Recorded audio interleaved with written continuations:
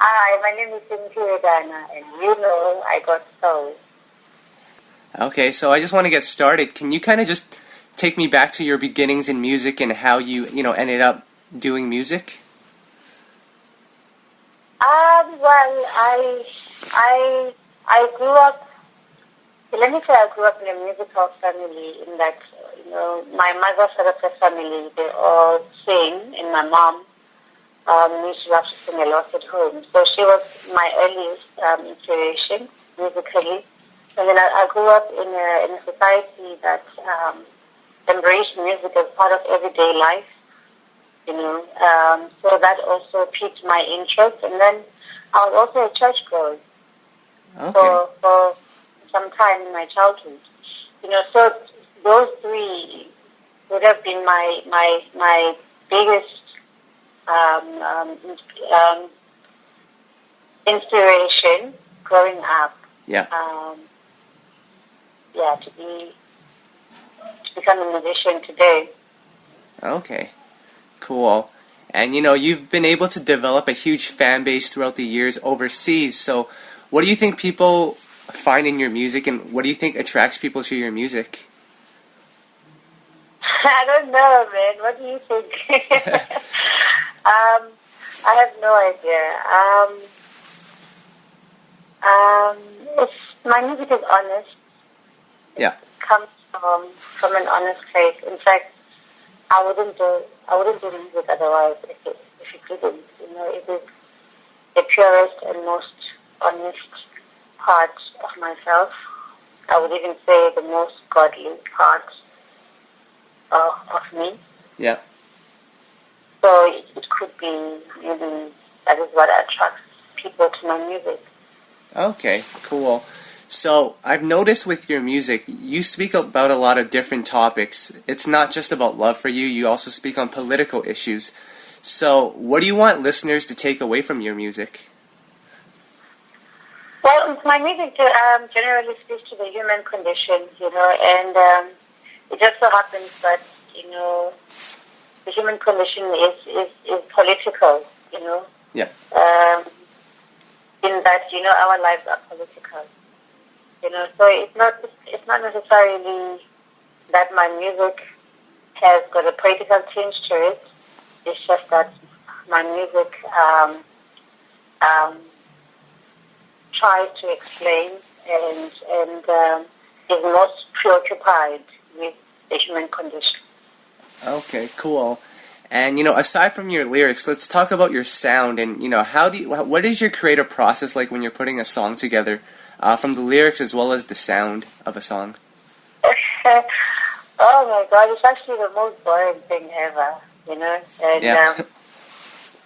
most frustrating. It's because it takes just a lot of sitting and waiting and, lots of time that I just spent just sitting in my cottage in my little studio waiting for, I don't know, waiting for God. Okay. Waiting for that, for the spark, waiting for that divine inspiration.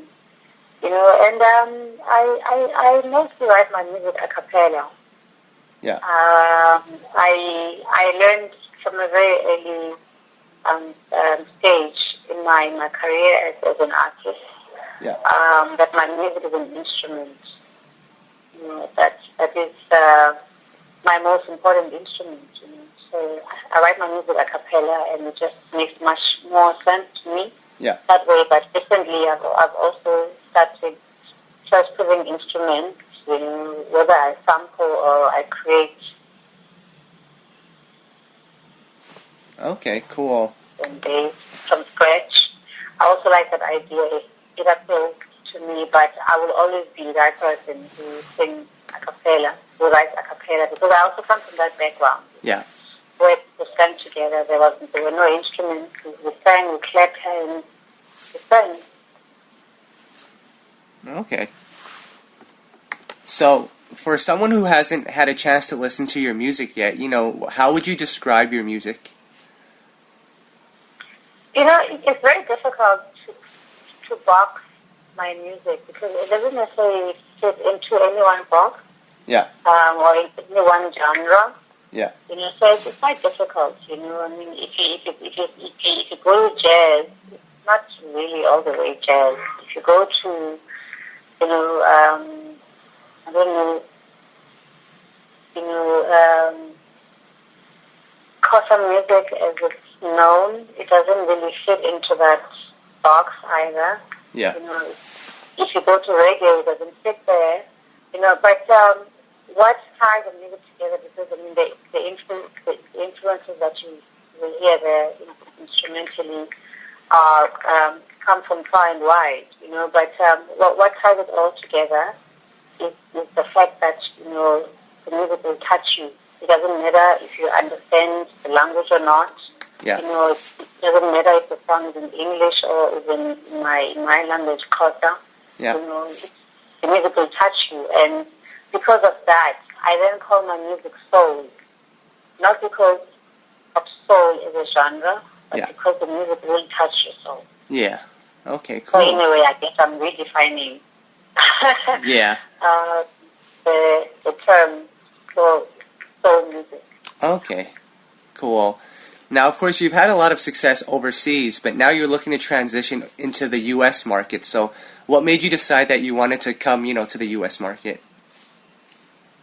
I will tell you a little story about where I come from. Okay. There's different stages, right? And there's that stage that comes when you've just finished your grade. I think it's grade 5. When I was young, it was called standard 7, but now it's called grade 5, I think. Yeah. Yes. Grade 5. Yes, grade 5. Anyway, so where I come from, once you reach grade 5, and now you transition into high school, most of us would move. You would move away from home. You basically take a journey. Yeah. And it's part of your own growing up. Now you can stand on your own. Whether you're going to a boarding school or you're going to another town, then you stay with relatives and you go to a different school. Yeah. Yes, basically it's some sort of rite of passage into the next level, of you growing up, right? Yeah. And then you finish you're still staying at home during that time. You still come home, every holiday, and then you finish your matric, and then you go and study in a college. Yeah. And you move even further away from home, Yeah. So I come from a people that are nomads in that way. Okay. Taking a journey is very much a part of growth, right? And I have lived in Johannesburg for 13 years now. Okay. Took away 2 years where I lived in Cape Town. Yeah. So I've lived in the core of in the artist hub of South Africa for more than a decade. Yeah. And for me as a nomad, I need to journey even further. Yeah. Yep. So that is why I'm here. Okay, cool. And that's the end of my story. Yeah, that's very cool. So, of course with the U.S. music scene, it's a lot different because I think with the U.S. market, they're more focused towards what immediately grabs the listener's attention. Are there any fears coming into the U.S. market because it's so much different from overseas? Of course there are fears. I had fears when I came onto the South African market, and I had those same fears that you are pointing out, in that even there, my music didn't really fit the mold. Yeah. It was very much off the tangent to what was going on, so I was fearful, would they, take to me and what I do, or will I just be one of those,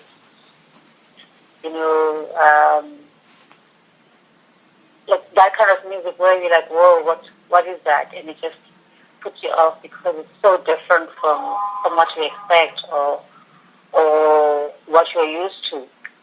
So I mean, I did okay there, and I come here, on on on a whim to see. It could be it won't work out.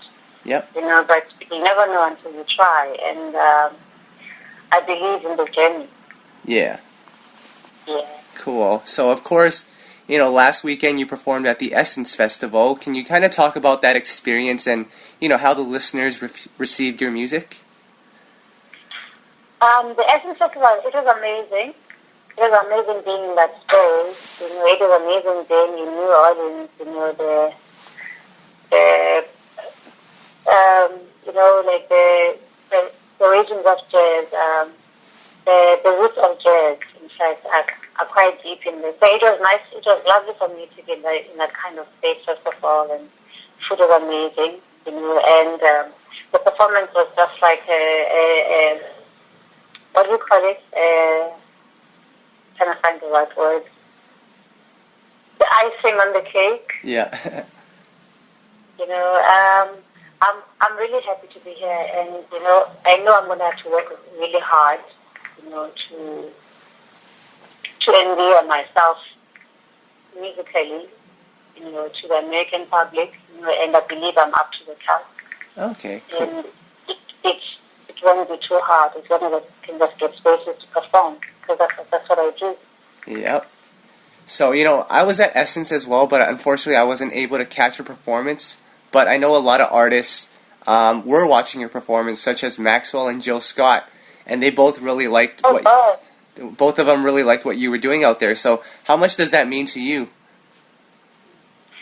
For me, that means everything. If the artist community of America can accept me, then more than half my job is done, because they are so loved here, And there's also the part where I come from. I know their music very well, and I respect their music, and I enjoy their music. Their music heals me. I actually also myself got a chance to watch Maxwell at the Essence Festival, and luckily for me, I caught my favorite song from Maxwell, which is Lifetime. And I remember I was sitting there listening to the song, and I was just crying my eyes out. Yeah. So I was so grateful for the moment, and for the memory, because it was an off chance. I was rushing off to somewhere, and there was a song, and I took a moment to just pause and listen to the song until it finished, and I felt so happy, and I felt so alive, and I felt so accepting, So basically, what I'm saying is this, Jill Scott, for instance, I remember when the first album came out, and I heard the song on the radio, Slowly, Surely. Yeah. I remember thinking, who's this? Because it sounded so different, It just sounded, she's always been her, and people like that, they inspire me to be me as well, in spite of what the market is supposed to want, and what supposedly works in the market. People that go against the grain, that I really appreciate that. So I mean, she inspired me when I was writing my album. Endorsements, they mean the world to me. Yeah. Cool. Everything. So, of course, now you're working on your EP. Can you just talk to me a little bit about that and, what the fans can expect from it?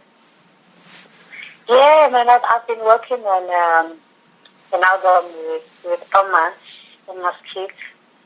Thomas also produced the Grammy Award-winning, what's the name of that album again? Agent, no, what's the name of the album? Orange something, I forget.